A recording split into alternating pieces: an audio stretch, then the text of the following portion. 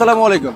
আপনারা যারা R15M মানে বাংলাদেশের রেসিং বাইকের মধ্যে একটি ইউজ করেন, তারা আসলে অনেকেই কনফিউশনে থাকেন যে আমার বল রেসার পারফরমেন্সটা বেটার দরকার। দেখা যায় বারবার টুইনিংয়ে একটা ঝামেলা থাকে এবং দেখা যায় উঁচা থেকে নিচে গাড়িটা পড়লে তখন ডিসব্যালেন্সের কারণে বল রেসারে ক্ষতি হয়।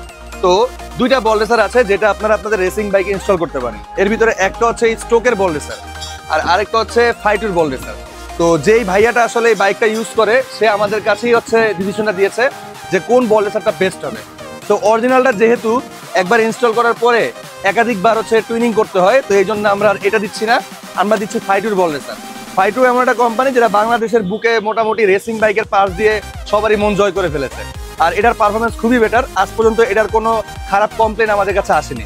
এই জন্য আমরা যেটা করবো যে ফাইটুর বল রেসারটা R15M এ ইনস্টল করবে সিরাজ।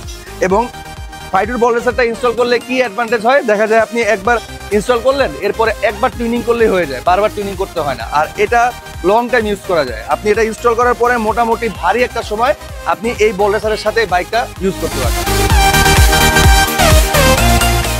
ফাইটুর বল রেসারের বিশেষত্ব কারণ হলো যেটা লং টাইম টেকার কারণ, এটা একটা রোলার বেয়ারিং।